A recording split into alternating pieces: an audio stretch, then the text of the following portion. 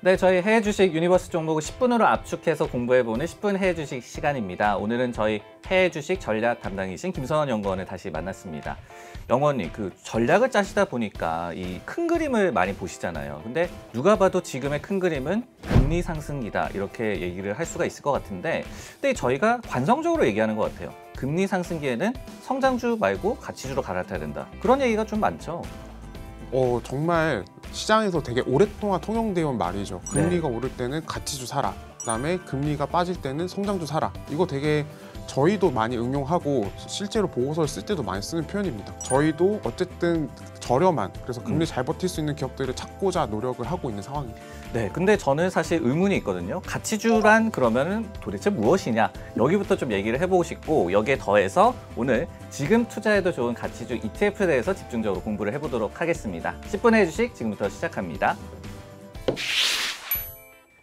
네, 제가 먼저 예고를 해드렸어요. 도대체 가치주란 뭐냐? 왜냐면은 성장주의 반대가 가치주다? 그러면은 맞아요. 성장이 없는 기업을 우리가 투자를 해야 되냐? 여러 가지 좀 의문들이 있거든요. 이 네. 개념에 대해서 어떻게 좀 보시는지부터 궁금해요. 그러니까 사실은 저희가 이제 많은 훌륭하신 가치 투자자분들의 책을 읽어보게 되면은 지금 현재 주가가 내재 가치가 있고 시장에서 거래되는 가치가 있잖아요. 그러면 내재 가치가 시장 가치보다 높은 기업, 그래서 시장 가치가 내재 가치보다 낮은 기업, 이 기업이 이제 가치주가 될 거예요. 그래서 원칙적으로는 싼 기업인데 저희가 보통 이제 일반적으로 생각하기에는 단순히 약간 밸류에이션이 낮은 종목으로 흐르는 경향이 굉장히 강합니다. 맞아요. 네. 이 막연히 진짜 밸류에이션이 저렴한 기업. 왜냐면은 밸류에이션이 저렴한 데는 또 그만한 이유가 또 있는 경우가 많지 않습니까? 네, 사실 그렇습니다. 그러니까 결국은 밸류에이션이라는 거 쉽게 생각해 보면 할인율이랑 성장률의 함수일 거예요. 그다음에 그 기업이 어떤 위험에 처해 있는가, 얼마나 확실성이 있는가, 이것까지 다 반영된 요소일 텐데 일반적으로는 상대적으로 저렴한, 그러니까 그냥 아주 PER이 싸거나 아주 PBR이 싼 종목을 가치주라고 통칭하는 경향이 강합니다. 근데 그렇지는 않은 것 같아요. 이거는 되게 쉬운 이분법적인 분류라고 보셔야 될 것 같고, 맞아요. 그런 요소들이 다 맞물려서 이제 실제로 평가를 해봤을 때 이 기업의 본질적인 가치는 PER이 10인데 만약에 지금 시장에서 8에 거래되고 있다. 그러면 이제 가치주라고 볼 수 있는 거고, 실제로 성장주에도 이 말을 똑같이 적용할 수 있을 것 같아요. 네. 이 기업의 성장성이나 뭐 밸류에이션이나 아니 뭐 현금 흐름이나 아니 퀄리티나 이런 거 고려봤을 때 이 기업은 PER을 20을 줄 수 있는데 시장에서 18로 거래되고 있다. 그러면 이 기업도 가치주라고 볼 수 있을 것 같습니다. 그래서 뭐 절대적인 우리가 수치를 따지는 것이 아니라 진짜로 내재 가치와 시장 가치를 좀 따져봐서 좀 더 구체적으로 들어가야 된다 이런 얘기로 좀 들리거든요. 그러면은 이 예를 좀 들어보면은 좀 더 쉬울 것 같아요. 저희가 수많은 그래서 가치주 ETF라고 이제 상장도 돼 있고 여러분들이 또 아시는 그런 종목들도 있을 텐데 이거를 좀 분류해 본다면 어떨까요? 종류별로. 그리고 제가 이제 ETF를 보다 보면은 정말 그런 고민에 빠지게 됩니다. 그러니까 가치주라는 거는 가장 쉬운 방식은 가장 싼 종목들, 그러니까 PER이나 PBR이 가장 싼 종목들을 저희가 가치주라고 인식하는 경향이 강해요. 하지만 실제로는 그렇지 않다라고 말씀드렸어요. 원칙적으로 봤을 때 내재 가치가 훨씬 더 중요해요. 그래서 그거를 측정하는 방식은 비단 PER이나 PBR뿐만이 아니라 굉장히 다양한 방식이 있습니다. 그래서 가장 쉽게 사용된 요소가 PER, PBR이겠지만 배당도 여기에 들어갈 거고요. 그다음에 이제 자사주 매입까지 포함된 그런 것들도 하나 있을 거고, 그다음에 이제 퀄리티적인 요소, 이 기업이 어떤 마진을 적용받고 상출하는가, 혹은 그 마진을 낼 때 실제로 현금을 얼마만큼을 동반하는가, 이게 총체적으로 좀 맞물려야 됩니다. 그래서 시장에 나와 있는 가치주 ETF들을 보게 되면은 단순히 밸류에이션만 가지고 이제 분류한 그런 가치주 ETF가 있어요. 그런데 배당을 가지고도 이제 가치주 ETF를 만들 수 있을 거고요.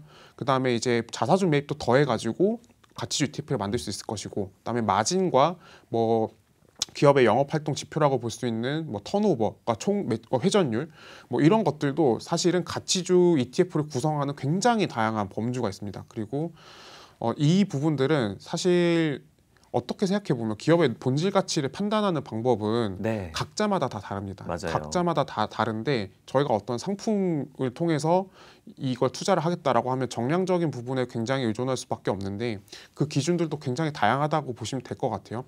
그래서 큼지막하게는 대충 어떤 요소를 가치주로 볼 거냐, 일단 이제 이익과 그다음에 이제 장부 가치, 그다음에 현금 창출력, 그다음에 이제 회전율, 뭐 마진이나 뭐 대차 대조표의 건전성 이런 것까지 다 포함해서 되게 많은 게 나와 있다라고 보시면 될 것 같습니다. 그리고 아까 이 좀 힌트를 주신 것 같아요. 배당 그리고 자사주 매입 뭐 두 개는 좀 묶어도 되겠죠. 그리고 이제 퀄리티적인 요소 이거는 또 저희가 구체적으로 좀 더 이따가 얘기를 해볼 텐데 배당을 많이 주는 이 기업이 결국은 가치주로 분류가 될 수 있다. 그 얘기는 내재 가치가 실제 시장 가치보다도 높아서 현금을 더욱더 많이 창출하니까 이를 주주들에게 환원해주고 이렇기 때문에 가치주로 좀 볼 수가 있는 거죠. 네, 그렇습니다. 그러니까 결국은 저희가 투자 자산을 투자를 했을 때 실제적으로 가져갈 수 있는 내재 가치라는 건 미래 예상되는 현금 흐름을 다 네. 땡겼을 때 이제 되는 건데 상대적으로 이제 배당주나 이제 자사주 매입까지 해주는 기업들의 경우에는 저희가 걷어갈 수 있는 수익이 좀 확실하게 보이는 경향이 있죠. 그래서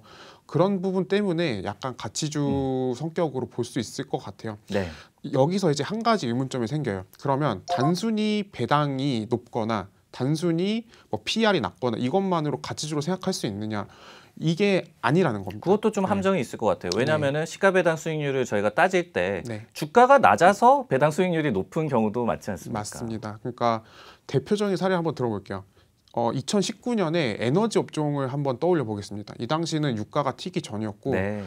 디플레이션 압력이 높던 시기인데 이 당시에 S&P 500의 에너지 섹터의 배당 수익률은 6% 7% 가까이 됐었어요. 가치주입니다. 숫자만 놓고 보면 가치주인데 사실은 이 당시에 에너지 섹터는 이익도 하강하고 있었고 점점 배당도 줄여나가는 추세였어요. 그럼 이건 진정한 가치주라고 볼 수 없고 보통 이런 기업들을 사는 걸 저희가 이제 밸류 트랩이라고 합니다. 네. 밸류 트랩이라고 하고 그 부분들은 이제 저희가 판단을 되게 일으키기 쉽게 하는 그런 요소들이 많아요. 그래서 여기서 이제 시도된 방법들 중에 하나는 배당을 꾸준히 높여가는 기업들, 네. 그다음에 자사주 매입을 꾸준히 높여가는 기업들, 이런 기업들에서 이제 시장이 많이 선호하는 경향이 있습니다. 왜냐? 예측하기가 쉽기 때문에. 그럼 진정한 의미에서의 배당 ETF를 우리가 찾을 때는 배당을 꾸준히 올려주는 기업들이 포함된 ETF겠네요. 그 예시가 될 만한 ETF가 어떤 것들이 있나요? 일단은 배당 같은 경우에는 두 가지를 말씀드리려고 해요. 배당 같은 경우에는 고배당 ETF인 VYM ETF라는 게 있습니다. 이거는 순수하게 진짜 배당 수익률이 높은 기업들을 선별해서 투자를 하는데 보통 저희가 이제 배당 수익률을 기준으로 판단할 때는 과거 데이터를 쓰는 경향이 강해요. 그런데 이 VYM 같은 경우에는 컨센서스를 기반으로 해서 향후 12개월 동안 얼마만큼 배당 수익이 기대되느냐 이걸 쓰기 때문에 그 밸류 트랩에서 약간 벗어날 수 있는 경우가 있어요. 네. 그래서 그런 점이 일단 VYM의 장점이라고 보시면 될 것 같고, 그다음에 두 번째로는 이제 노블, NOBL이라고 하는 배당 성장주가 있을 것 같아요. 네. 사실 이 ETF 같은 경우에는 배당이 막 이제 높거나 그런 건 아니지만 이 기업들 자체는 굉장한 신뢰성이 있는 거죠. 지난 25년 동안 배당을 연속적으로 인상을 해왔었는데 그런 신뢰성이 부여됐기 때문에 사실은 이 기업들은 밸류에이션이 살짝 높은데 그만큼의 이유가 있는 거예요. 왜냐하면 확실하니까 배당을 준다는 게 확실한 점이 있기 때문에 이 기업들도 이제 전통적인 잣대로 봤을 때 밸류에이션이 싸다는 측면에서는 가치주는 아니에요. 하지만 충분히 저희가 가치주를 플레이를 노리고 들어가 볼 만한 ETF다라고 보시면 될 것 같습니다. 두 번째가 이제 그러면은 자사주 매입을 또 잘하는 기업들이 포함된 ETF 어떤 예시가 있고 그리고 뭐 저희가 배당을 바라볼 때도 좀 오류를 범하기 쉬운 그런 실수에 대해서 얘기를 해주셨는데 자사주 매입이라는 그 요소를 바라볼 때도 혹시 뭐 그런 것들이 있는지도 궁금해요. 네, 똑같이 이제 자사주 매입도 그런 함정이 있어요. 저희가 이제 팬데믹 직후에 자사주 매입이 급감을 했었는데 이 당시 가장 많은 노이즈가 됐던 건 이겁니다. 너네 대출 받아가지고 자사주 매입하면은 재무구조 악화되지 않느냐. 그런 걸 뭐 이제 모럴 해저드 이렇게 또 비판도 많이 했었고. 왜냐하면 이제 경영진이 이제 주가에 보통 성과가 연동이 많이 되죠. 그러다 보니까 모럴 해저드 말씀하신 대로 얘기도 많이 나왔었는데 뭐 항공사나 아니면 소비재 기업들 같은 경우가 좀 그런 경향이 되게 강했어요. 근데 그래도 통상적으로 자사주 매입 같은 경우에는 기업들에게 봤을 때 가장 최고의 주가 부양 수단이긴 합니다. 일단 이걸 할 수 있다는 것 자체가 현금 흐름이 되게 빠방하다는 걸 의미를 하는 거예요. 그래서 이거를 많이 해주는 기업들이 장기적으로 이제 어쨌든 시장을 이겨놨고 금리가 올라가는 구간에서 잘 버텼는데 이걸로 보실 만한 ETF는 PKW라는 ETF가 있습니다. 네.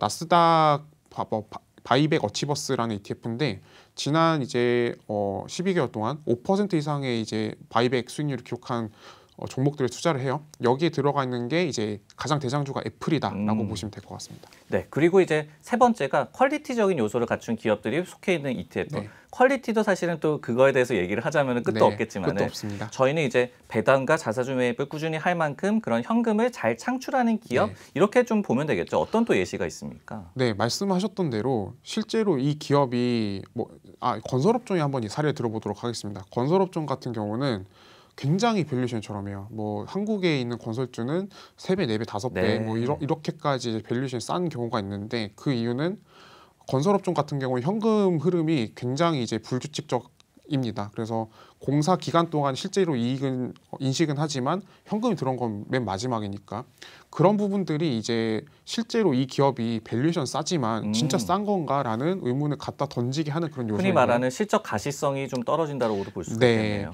결국에는 저희는 아까도 초반에 말씀드렸지만 이 기업을 투자함으로써 떨어지는 현금 흐름이 중요해요. 근데 그 현금 흐름 자체가 예상이 안 되면 좀 가치주로 봤을 때 함정에 빠질 확률이 있겠죠. 그래서 현금 흐름이 안정적이고 튼튼한 기업들 같은 경우에도 좋은 가치주 조건에 부합한다라고 보시면 될 것 같습니다. 그렇게 해서 볼만한 ETF가 하나 있는데 카우즈라는 ETF가 있어요. 미국의 캐시카우만 모아놓은 ETF들인데 러셀 1000, 그러니까 미국의 대형주 1000개 중에서 프리캐시 플로우 일드, 그러니까 현금 흐름이 가장 좋은 기업들 100개를 선별해서 투자를 하는 ETF예요. 제가 이제 오늘 여러 가지 ETF를 거론을 했는데 그 중에서 가장 좀 아우를 수 있는 그런 ETF가 되지 않을까 싶고, 통상적으로 이제 금리 인상기 때 가치주를 사자라고 많이들 말씀하시지만 실제로 미국 S&P 500 가치주 지수를 보게 되면은 너무 장기적으로 시장을 언더퍼폼했습니다. 너무 장기적으로. 그냥 진짜 잠깐 반등하거나 말고 이런 식의 흐름을 보였었는데 이 카우즈 ETF 같은 경우에는 금리랑 똑같이 흘러가요. 금리가 올라가면 그대로 S&P 500을 이겨버리고 빠지면 져버려요. 그런 경향이 있기 때문에 사실 지금 투자자들이 많이 고민하시는 거는 주식을 갖고 있는데 금리 상승 위험을 어떻게든 가치주로 방어하려고 하는 거다라고 보면 이 ETF가 아무래도 최적의 투자 대안이 되지 않을까라는 생각이 있습니다. 네, 저희가 시간을 꽉꽉 채워서 김선영 연구원이 열정적으로 얘기를 해줬는데요. 뭐 따로 정리할 필요도 없을 것 같아요. 저희 가치주 ETF에 대해서 오해할 수 있는 부분, 그리고 금리 상승기에 진정하게 시장을 좀 방어할 수 있는 가치주 ETF 종류별로 알아봤습니다. 마지막으로 구호 외치면서 저희 마무리해볼까요? 10분의 주식 레고!